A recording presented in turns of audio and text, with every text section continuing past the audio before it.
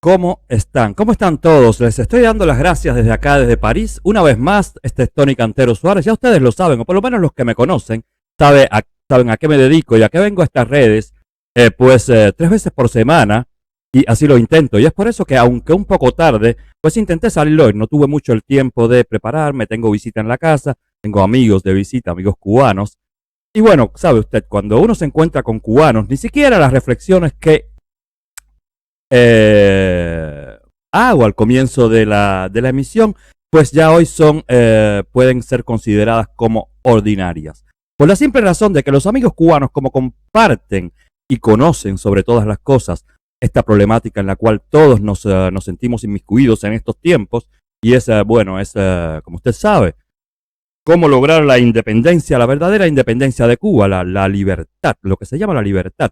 Y entonces, al hablar con amigos cubanos, pues usted se siente, vamos a decir, ya no agradecido de pensar como piensa, tampoco agradecido de haberse ido de Cuba en el momento en el que usted decidió, o en el momento en que la suerte le tocó y pudo irse, sino que agradecido de pensar como usted piensa. Y lo estoy diciendo pensando en como yo pienso y pensando en como usted piensa.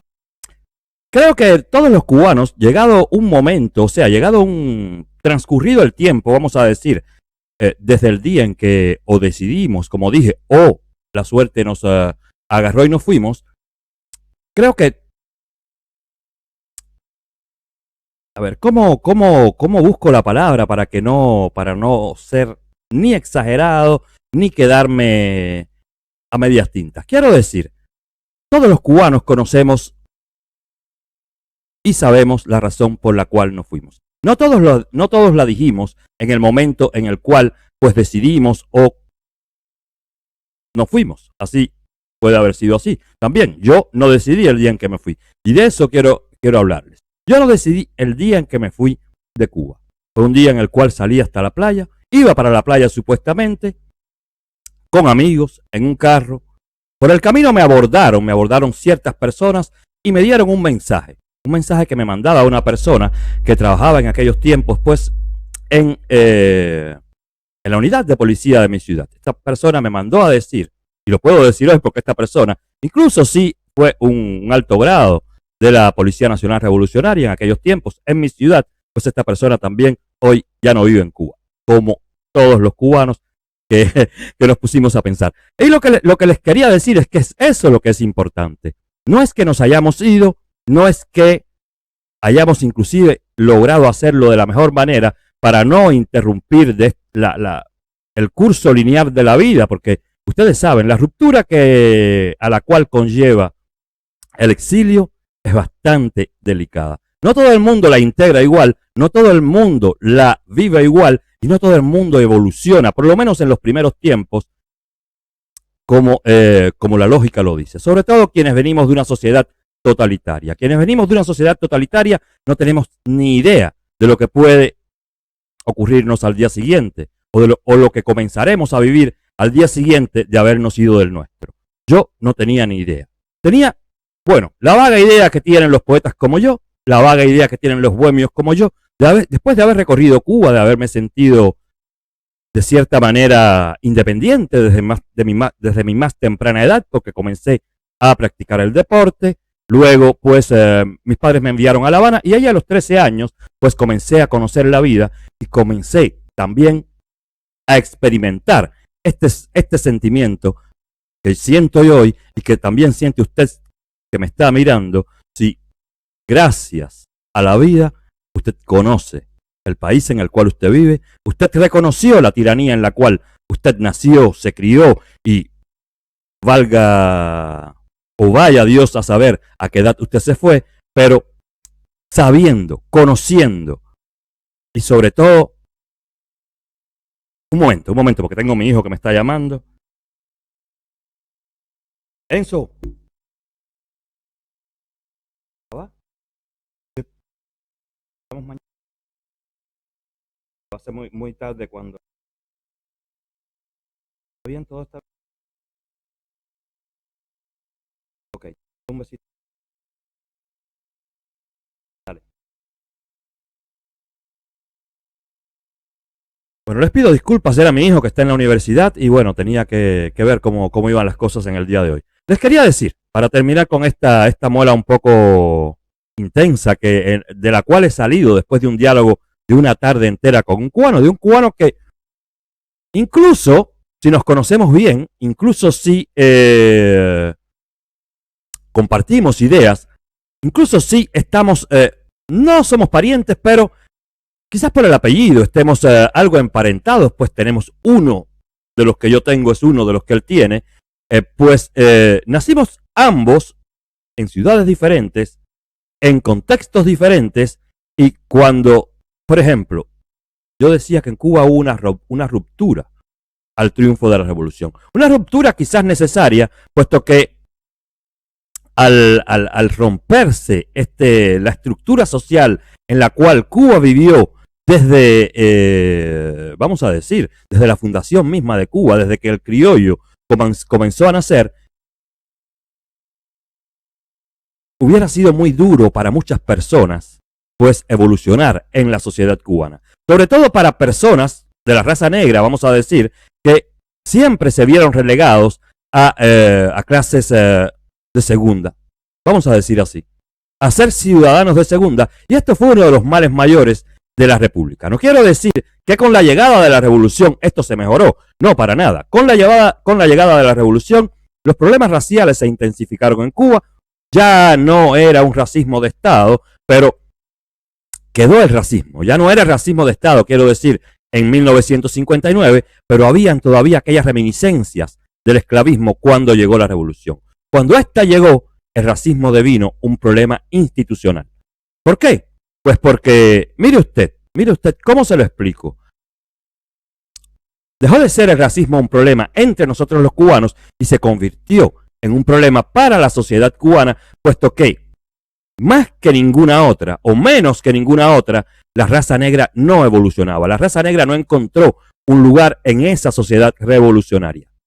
La raza negra, por citar a la más desventajada, quiero decir, en cuanto a las razas que componen una sociedad y en cuanto a las que componen la nuestra, puesto que incluso los mulatos pasaron por delante de los negros en un momento dado. Dicho esto, aclaro que hubo una ruptura con el triunfo de la revolución. Hubieron muchas personas, muchas familias, cientos, millones de cubanos que de ser personas pobres, de haber nacido pobres, pues ya usted ve cómo mal llevada como fue esta revolución desde el principio, y como hablaba con este amigo, y es de esto que le estoy hablando ahora, pues muy pronto, por ejemplo, muchas mujeres, yo no sabía que había las violeteras, yo no sabía que había existido en La Habana esta compañía de taxis que fue formada por mujeres, pero mujeres que venían de todos los horizontes, sabían de los mejores horizontes y de los peores horizontes, de las mejores cunas y de las peores cunas. Bueno, de las mejores cunas habían pocas, porque las mejores cunas casi siempre,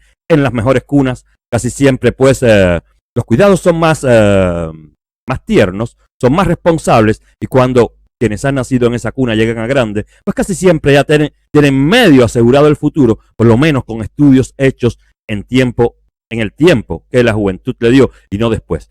Lo que pasó con la revolución fue que muchos jóvenes negros y muchos jóvenes de toda Cuba, blancos, de descendencia asiática, de descendencia latinoamericana, muchos jóvenes negros e igual europea, pues sin saberlo, se enrolaron en la revolución. Muchos inclusive terminaron haciendo la caravana desde Oriente hasta La Habana sin haber tirado un tiro, sin haber tan siquiera montado a la Sierra Maestra y sin haber tan siquiera conocido a los primeros, a los jefes, a los superiores de esta guerrilla trasnochada que Fidel Castro le dio por montar allá arriba y que, bien entendido, nos cambió el futuro desde el 1 de enero de 1959.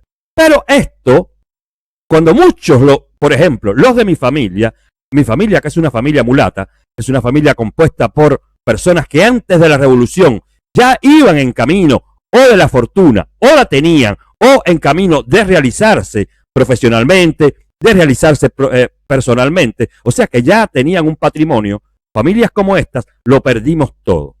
Y aquí fue mi gran sorpresa al descubrir esto, o sea, al descubrirlo no, porque yo lo sabía, lo que no lo había reflexionado nunca. Muchos negros, porque no se puede decir que la Cuba de antes de la revolución, incluso con esta reminiscencia del esclavismo, de las cuales hablé ahorita, que era una Cuba racista. No, no era una Cuba racista, era una Cuba de aquellos tiempos en las cuales los sentimientos de igualdad racial, en los cuales los sentimientos de integración social, pues iban surgiendo, bien entendido, en el seno de la sociedad cubana, tanto como en el seno de todas las sociedades mixtas, vamos a decir, del mundo. Cuando llegó Fidel Castro y su revolución a La Habana, pues aquello cambió. Sí es verdad que vinieron muchas personas, y es de esto, con esta síntesis que quiero concluir, vinieron muchas personas a ingresar, a engrosar las filas de la revolución, muchas personas que no habían hecho estudios, muchas personas que no tenían ni tan siquiera la esperanza de verse trabajando en puestos que hoy todavía son puestos importantes, y fue ahí que comenzó pues el declive de la revolución. Por ejemplo, usted llegar a un banco y encontrarse a la puta más grande de La Habana sentada en una de las no sé ahora cómo se dice en español, en una de las ventanillas del banco. Usted iba al correo y se encontraba a una que había sido, por ejemplo, limpiadora de casas, conserje de casas en casa de unos ricos. El rico iba a buscar el dinero y a quien se encontraba en la ventanilla del correo era o el dinero o el cheque o el telegrama o la carta, lo que viniera a buscar a la oficina de correo. Allí se encontraba esta persona que en otros tiempos también iba evolucionando, no quiero decir que no, pero que no había todavía pues alcanzado un grado quizás de estudio, quizás socialmente, quizás sus padres no tenían para pagarle el resto, y ahí usted se encontró a gente de la clase obrera, vamos a decir. Esta fue la única cosa buena que hizo la revolución. Con esta ruptura traer a la capa más inferior de la sociedad a convertirse en protagonista de una sociedad que supuestamente, de un proceso que supuestamente iba a traer a los cubanos pues toda la dicha del mundo, toda la fortuna del mundo, y una sociedad igualitaria y una sociedad justa como ninguna otra, y ninguna otra que había incluso otrora existido. Cosa que no fue así. Y esto que pasó de bueno al principio de la revolución, pues con el tiempo, con el discursar de los meses, pues devino el primer handicap de la revolución. ¿Por qué? Pues muy fácil. Usted no puede llevar a trabajar a un banco a quien no haya estudiado, o para banquero, o para consejero, o simple y llanamente como, ¿cómo se dice? Como contable, para trabajar en las ventanillas de los bancos. Eso es uno de los ejemplos. Usted no puede querer hacer aviones y quitar a los ingenieros aeronáuticos y poner a campesinos a trabajar en las fábricas de aviones. Esto fue, a grosso modo, lo que sucedió en Cuba. El cambio se dio así, fue una efervescencia revolucionaria. Y sí, y es por eso, y hoy descubrí yo por qué hay muchas personas, pero muchas personas de estas generaciones que o ya estaban nacidas y eran muy jóvenes al principio de la revolución, que son los viejos de ahora, o quizás de muchas personas que oportunistamente pues llegaron a la revolución, se fundieron en ella y a partir de ahí comenzaron a evolucionar. En los primeros tiempos de la revolución, Cuba no fue dirigida por un personal, vamos a decir, profesional. Cuba fue dirigida por todo aquel que era afín a la causa rebelde. Esto fue lo que dio al traste con los primeros años de la revolución, con los primeros intentos de Fidel de hacer realidad todo aquello que él pues se promulgaba en sus extensos discursos, en los cuales, bien entendido, vista la verborrea de la cual hacía uso el comandante, pues eran horas y horas y horas y horas de discursos, de promesas que después pues se aberraban inútiles, imposibles y al final del cuento falsas. ¿Falsas por qué? Pues porque Cuba no podía producir. Esto quizás usted, si es mayor que yo, lo conozca, esto quizás usted, si es incluso menor que yo, pero estudió ciencias políticas y estudió la sociedad cubana, pues ahí quizás usted haya podido hacer antes, quizás a los 25 años, quizás a los 20, un análisis sobre algo que en fin de cuentas ocurrió, pero que la sociedad cubana nunca ha analizado. Cuba empezó a caer el mismo 1 de enero de 1959, cuando toda la estructura social cubana, cuando toda la estructura económica, cuando toda la estructura gubernamental fue desplazada, fue pateada, fue completamente saqueada, y a suplir esta necesidad de un Estado, pues vinieron todos aquellos barbudos que habían bajado de las lomas, que unos sabían de esto, otros sabían de lo otro, pero de lo que sí no sabían, y muchos eran incluso analfabetos, muchos de los que bajaron de las montañas de la Sierra Maestra eran analfabetos, pero ya ve usted cómo, ganado el mérito por haber combatido a la dictadura de Batista durante 1 o 2 años, desde finales de 1956, cuando Fidel desembarcó en el Granma, durante estos 2 años más o menos que duró la guerrilla, pues hicieron mérito para que la sociedad comunista luego los premiara. Así fue. Luego los premiara, y que no que los premiara por el éxito, por la experiencia, por su dedicación y por la impronta dejada en, vamos a decir, en la profesión en la cual usted se haya desarrollado hasta ese momento, sino que estos puestos vinieron a integrarlos personas que no sabían nada, personas que no podían tomar una decisión correcta sobre ningún tema recurrente o ningún tema vital de la economía o de la sociedad cubana, porque primeramente no eran profesionales del sector en el cual se les situaba. Y segundo, venían todos contaminados con una fuerte corriente ideológica que, además de contradecir lo que la sociedad para funcionar eficientemente necesita, también pues no lo hacían, pues lo más importante no era tomar la buena decisión profesional, sino que tomar la buena decisión revolucionaria o la buena decisión comunista, si así usted lo quiere ver para definir las cosas, y eso fue lo que, en fin de cuentas, este fue mi diálogo de esta tarde, fue extenso entre vinos, aquí en mi casa, acá en mi casa, con un cubano que sabe mucho más que yo, que vivió mucho más que yo y que sobre todas las cosas le conoce los meandros, ya no tanto los meandros políticos, pero sí conoce los meandros de esta sociedad cubana que se forjó a partir de 1959, cuando con esta ruptura que causó el triunfo mismo de la revolución, se cayó una sociedad existente y vino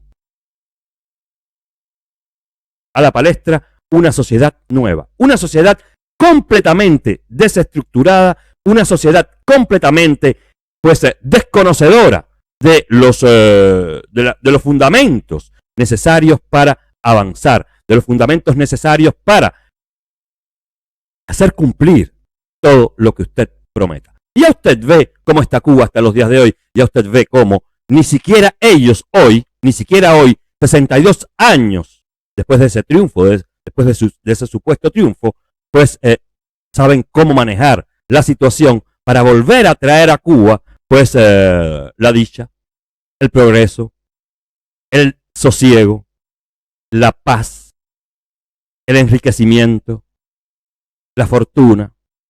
Con todo esto, esas alegrías que los cubanos tenían en sus caras el 1 de enero de 1959, cuando malogradamente un revolucionario llegó al poder para convertirse en tirano. Malogradamente, porque esta revolución, en esa revolución, y es por eso que hoy todavía muchos pueblos del mundo no han escuchado o comienzan apenas a escuchar a los cubanos, es porque esta revolución cubana, si usted así lo quiere saber, si usted es de las nuevas generaciones, esta revolución cubana verdaderamente, como ninguna otra en el mundo, hizo soñar. Hizo soñar, pero ya usted ve. Las rupturas no pueden ser así. Usted no puede, por ejemplo, irse de vuestra casa, romper, por ejemplo, usted se divorcia, usted rompe con todo vuestro pasado y se dice, yo no me llevo mis antiguos papeles. No, Porque si usted no se lleva los papeles, que usted, y esto es un ejemplo fácil, si usted no se lleva esos papeles, pues usted quedará como un don nadie viviendo en una sociedad que no lo conoce. Y eso fue lo que hizo la Revolución Cubana. Rompió la casa de papel que era la República Cubana. La casa de papel, sí, porque asociándola incluso a esta telenovela española, pues Cuba era un burdel, un circo de buena vida, un circo de buena vida, pero corrupta, oscura, con políticos que no se responsabilizaban del todo con la política que habían venido o supuestamente tenían que defender, que habían venido a crear, que habían venido a sostener. No. Los políticos cubanos de antes, pues, nos hicieron pagar lo que somos hoy. Esa Cuba, sí, rica, esa Cuba, sí, que avanzaba, esa Cuba, sí, libre, abierta, soñadora, esa Cuba soñadora, desdeñó la República. Esa Cuba soñadora echó al lado lo bueno que hubiera podido hacer, y no es que todo fue malo, pero es que lo vital fue malo. De aquella Cuba, lo vital fue malo. De esta Cuba, todo es malo. De esta revolución, de aquella revolución que Fidel Castro vino con tanta verborrea a predicar, pues ya hoy no queda nada. Ya la revolución terminó, ya la revolución se acabó, y si nos queda algo para preguntarnos es ¿a qué sirve? ¿A qué sirvió traerla a Cuba? ¿A qué sirvió, pues, confiarse a la doctrina de Marx que nada bueno presagiaba y que nada bueno predicaba sobre todas las cosas? ¿A qué sirvió traer el socialismo para poco a poco dejar el socialismo, intentar reinstalar un capitalismo socialista en la isla y quedarse con la boca callada mientras la transición se hacía hacia un comunismo socialista al estilo chino, pero sin dejar este poder totalitario, sin dejar de explotar, de avasallar, de amedrentar, de vejar al cubano, su cultura y a su sociedad? Nada queda de la sociedad cubana, nada queda de la revolución cubana y nada queda hoy de todos aquellos grandes proyectos que los revolucionarios en boca de Fidel pues pusieron para, ¿qué podemos decir hoy? ¿Que tenían idea de hacerlo? Pues no tenían idea de hacerlo. Nunca tuvieron idea de hacerlo. Desde que llegaron, pues frustraron la revolución con una ruptura tal que, a ver, dígase usted si usted trabaja hoy, es que usted pudiera, sin estudiar, ocupar el puesto de vuestro jefe y ahí todo estaría consentido. Ya ahí todo estaría, pues, concluido como retórica. Usted no puede, por mucha capacidad que tenga, si no tiene la experiencia, si no tiene la formación, pues ocupar el puesto de vuestro jefe, que quizás no sea más inteligente que usted, quizás no sea más talentuoso, ni más organizado, ni más pragmático, ni más metódico que usted, pero que tiene la experiencia y tiene el conocimiento. A las cosas se llega, las cosas no se obtienen de la mano de otro, designadas, asignadas, otorgadas, sin tener el mérito para tenerlas o para realizarlas. Y esta es la estructura misma de la sociedad marxista. Un presidente designado, un Estado designado, todo por decreto, se gobierna por decreto y las decisiones que se toman, pues incluso cuando son de buena fe, terminan por malograrse. ¿Por qué? Pues porque las personas, incluso si al cabo del tiempo, al cabo de la revolución, ya lograron tener sus profesionales, porque en Cuba se estudió, en Cuba no se construyeron más universidades, eso es verdad, se tomaron las mismas que habían, no se construyeron nuevas escuelas, al no ser los preuniversitarios en el campo y todas esas tonterías. En Cuba no se hizo nada por la educación del pueblo cubano, pero se le educó de cierta manera al pueblo cubano, siempre con este vis de censura, de que puedes saber, pero no puedes decir.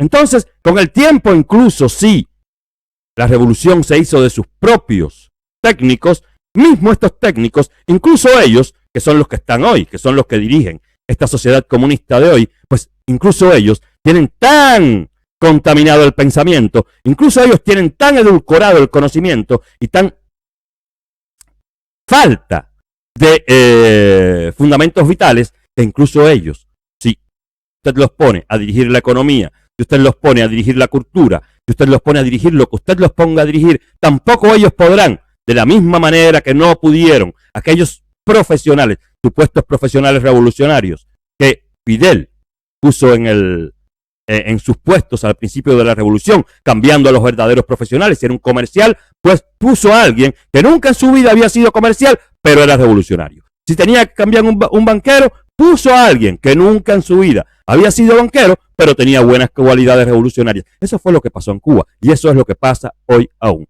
No quiero pensar que, por ejemplo, Marino Murillo sea un tonto. No quiero pensar que, por ejemplo, Gil sea un tonto. Igual si lo parecen, lo están haciendo, pero no, lo que quiero decir es que no quiero pensar que todas estas personas que sí estudiaron en Cuba, que sí saben cómo se hacen las cosas, que no tienen cara de bobos, porque bobos no son y ya usted ve cómo, a escondidas vuestras, a escondidas de los ojos del pueblo, viven todos, o sea que bobos no son. Estas personas que están allí no son bobos. Todos los que están en puesto en Cuba, sea en la Asamblea Nacional del Poder Popular, sea en el Consejo de Ministros, sea en el Consejo de Estado, sea en el Buró Político, sea en los cuerpos militares, todos los que están en las dirigencias cubanas, pues todos saben, todos estudiaron y son todos personas, incluso si nosotros los maltratamos porque se lo merecen, si los maltratamos diciéndole estúpidos y todo, el único que no sabe nada es Miguel Díaz-Canel. Todos los demás saben, pero no pueden obrar en consecuencia con la realidad. Tienen que obrar en consecuencia con el contexto, con la coyuntura que el Partido Comunista de Cuba pues diseñe como necesaria. Si es necesario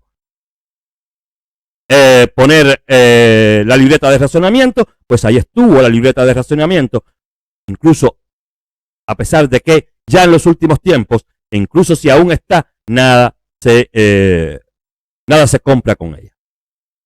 Pusieron las tiendas en MLC, ellos sabían que era una medida antipopular, ellos sabían que era una medida que no iba a ser aceptada.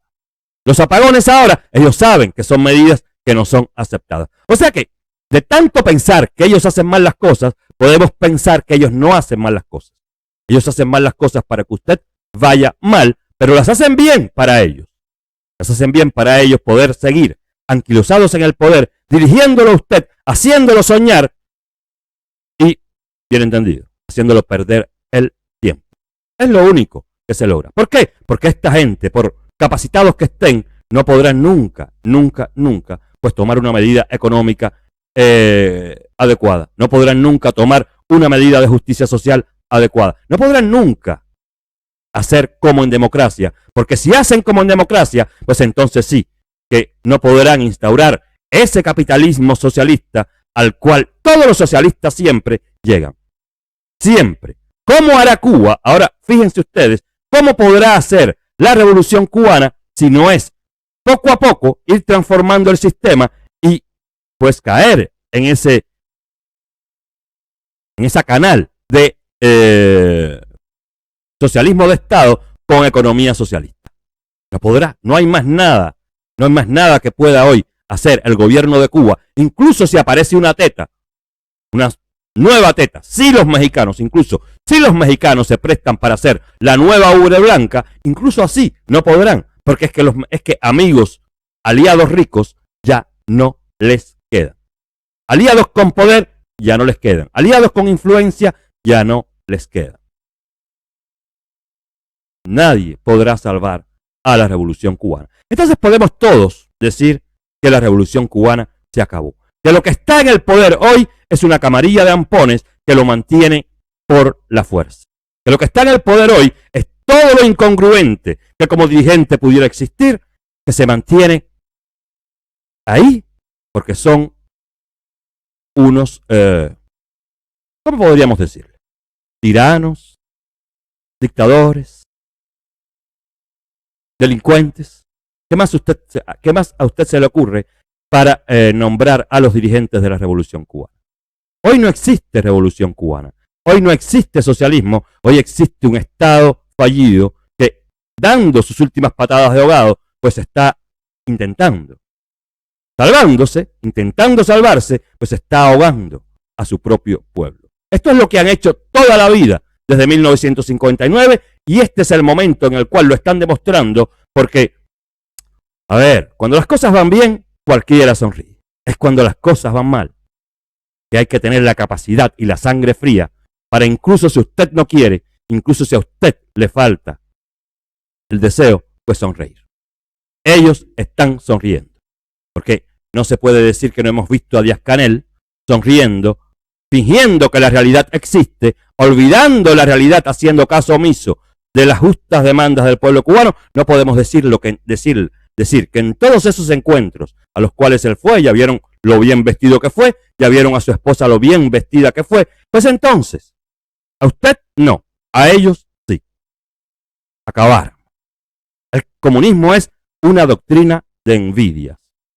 Una doctrina de envidias. Y esta ruptura, precisamente, para terminar, que causó Fidel Castro con el triunfo de la revolución, fue precisamente lo que hizo que el pueblo cubano, durante por lo menos 30 largos años, no mirara para otra parte, no comparara el sistema socialista cubano, lo que vivían, la desgracia que vivían, la decadencia cada día más evidente con lo que el mundo pues vivía.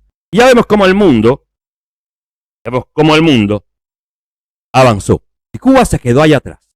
Y Cuba se quedó allá atrás en 1959. Pues lo que no hubo en Cuba más fue sociedad. Lo que no hubo en Cuba más fue sociedad. Haciendo esto, causando esta ruptura, Fidel Castro se aseguró 50 años de poder. Así de fácil. ¿Por qué? Pues porque le cumplió el sueño a cientos de millones de cubanos, así de cientos de millones no existen, discúlpeme, estoy un poco acatarrado, a miles de cubanos, y yo quisiera decir a millones de cubanos, que si no hubiera sido por esta patada que Fidel Castro le dio a quienes habían trabajado, a quienes se habían ganado su vida, a quienes habían construido, a quienes habían hecho capital y patrimonio, a lo largo de los años de la República, y quizás muchos, y quizás no, muchos venían con capital y un patrimonio desde la época española, pues todos estos pues o terminaron por irse, o terminaron en prisión, o terminaron pues igual que mi familia, bajando la cabeza. ¿Por qué? Porque esta ruptura hizo que mi abuelo me contaba que la noche del 31 de diciembre de 1958 vinieron y recogieron su coche. Él tenía un coche que le había regalado el embajador de los Estados Unidos y un coche de él. ¿Sabe? Usted es militar, yo no voy ahora a meterme a decir que era corrupto, mi abuelo no lo fue, simple y llanamente era militar y tenía amistades, tenía su coche, tenía caballos, tenía casa, era jefe de policía en las ciudades grandes de Cuba y pues conocía a muchas personas. Él que hizo bien las cosas y por eso pudo vivir hasta los 103 años casi, fue de los militares que confió, de los militares de Batista, que confió en que hacía falta un cambio. No porque fuera comunista, sino que porque él estuvo contra, siempre siendo un amigo personal del general Batista, pues eran amigos personales en otra parte, pero en lo que a la vida profesional se trataba, en lo que a la vida política se trataba, mi abuelo siempre se opuso al golpe de Estado del 53, del 52. Y como se opuso, pues Batista lo hizo pagar, pero lo hizo pagar no cogiéndolo preso, no expulsándolo del país, sino que, tú no estás de acuerdo conmigo, Suárez Quiñones, ok, pues tu ascenso tendrás que ganártelo. Eso fue, tampoco fue que Batista, por lo menos a la gente que valía, los aniquilara. No. Mi abuelo tuvo que hacer una verdadera carrera. Era negro, además, más negro que Batista. Muy negro. Salido de barracones de esclavos de Cienfuegos. Entonces tuvo que hacer su carrera. Se le demoró quizá un poco más, pero no quiere decir que mucho, porque ya a los 40 años, cuando triunfó la Revolución Cubana, mi abuelo tenía apenas 40 años, ya era comandante y ya iba a ser ascendido a general del Cuartel Columbia. Todo lo que les cuento no es una mentira. Todo lo que les cuento es el resultado de mi diálogo hoy con un cubano que durante mucho tiempo se sintió agradecido a la revolución, incluso a pesar de los pesares. Un cubano que me cuenta que sus padres fueron pues ministros, tuvieron grandes puestos en el gobierno, o por lo menos tuvieron buenos puestos, vamos a decir, durante largo tiempo. De estas que durante mucho tiempo pues disfrutaron las mieles de la revolución. Estos, un Suárez como yo, pero un Suárez de otra rama de los Suárez que subió con la revolución, incluso sin que sus padres hayan tenido la experiencia, sin que hayan tenido los estudios, sin que hayan tenido pues la vocación, incluso muchos, para cumplir con las funciones que le fueron asignadas con el triunfo de la revolución. La única gracia que hicieron, y sus padres no eran comunistas, simple y llanamente, como todo cubano, oportunistas, al su padre haber bajado de la sierra, llegó a la sierra el 27 de diciembre y bajó de la sierra, o sea, cuando estaba subiendo para la sierra, ya bajaban de la sierra y lo que hizo fue volver a coger la caravana y virar hacia La Habana. Así hicieron mucha gente, mucha de la gente, porque no habían tantos rebeldes en las montañas. Toda esa gran caravana que llegó a La Habana fue que fueron recogiendo gente desde Oriente hasta Occidente. Eso fue lo que pasó. Y a toda esta gente, que no fueron todavía la totalidad de los que le dieron, pero a todo el que venía en la caravana, 3, 4, 5 días después, ya estaba gozando de una mejor vida, incluso si venía de un pueblito intrincado en la campiña cubana. Así fue.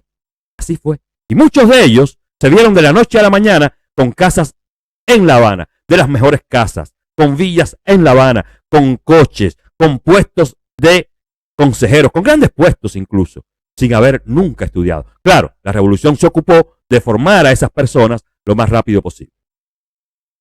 Pero era ya imposible, incluso cuando la Brigada 2506 quiso hacer la invasión por Bahía de Cochinos, era ya imposible que mismo ellos, pues que al no ser que hubieran pues tumbado por completo a la tiranía, que Kennedy no se hubiera convertido en un truán, en un traidor, si todo hubiera acontecido como se esperaba y que la 2506 hubiera tomado el poder en Cuba directamente en una operación quirúrgica, no en una operación que durara 5 o 6 días, porque el pueblo cubano ya no estaba pensando en ser libre, el pueblo cubano ya no estaba pensando en defender su libertad, su cultura, su idiosincrasia, todo. No, el pueblo cubano estaba pensando en que la revolución a muchos los convirtió en personas ricas, de la noche a la mañana y sin tan siquiera haberlo soñado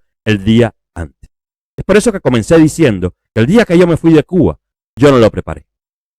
Yo me fui para la playa, o sea, yo iba para la playa y el día que iba para la playa, pues al día siguiente me fui a la playa y al día siguiente amanecí en París. Me fui a la playa, me fui para el aeropuerto, hice mis traquimañas en el aeropuerto, me encontré un billete de avión y amanecí acá en París. No tuve tiempo de reflexionar a mi salida de Cuba. Tampoco tuvieron este tiempo muchas personas en Cuba. Unos porque lo ganaron todo. Otros, y estas son las casas que se reparten en Cuba hoy, y estas son las empresas que usted ve arruinadas, y estas son las compañías, los lugares de servicio, peluquerías, barberías, restaurantes, todo. Toda esta gente lo perdió todo. Incluso campesinos, que lo perdieron todo. Mientras que otros llegaban a la sociedad para disponer de ella y para hacer lo que les diera la gana con ella en nombre de una supuesta revolución. Entonces, esto es lo que hay que evitar cuando el cambio llegue, y aquí me voy a parar con esta reflexión y quiero pues comenzar el contenido. Hay que tener mucho cuidado cuando el cambio llegue de no subvertir la sociedad cubana, ya no desde el punto de vista profesional, porque allí hay que ponerlo todo, ya no desde el punto de vista estructural, pues allí hay que cambiarlo todo. Donde no se puede, pues, desestabilizar más la sociedad cubana es en el campo mental. Es en el campo de que todos tenemos que ser iguales. Y no seguir unos peleándonos contra los otros porque unos pensamos así y otros pensamos así. Y no seguir peleándonos los unos contra los otros porque unos tengan y otros no. Nadie tiene que reclamarle a nadie porque gane dinero, incluso defendiendo la patria. Nadie tiene que reclamarle a nadie. Porque nadie reclamó a Fidel Castro, nadie le reclamó a Fidel Castro de estos que reclaman hoy cuando se tuvo que ir de Cuba porque lo había perdido todo. Es así. Miren. Suscríbete a The Sensitizer Live, una emisión cargada de contenido de interés general, conducida por Tony Cantero, desde París, Francia. Suscríbete.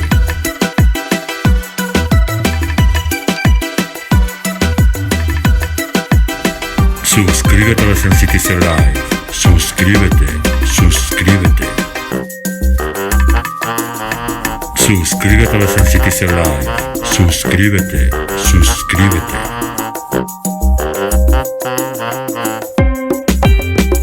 Suscríbete a The Sensitizer Live. Suscríbete. Suscríbete.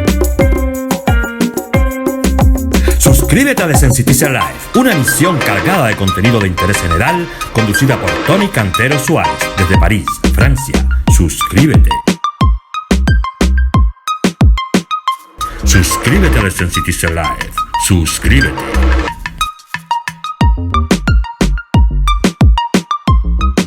Suscríbete a The Sensitizer Live, una emisión cargada de contenido de interés general, conducida por Tony Cantero Suárez, desde París, Francia. Suscríbete.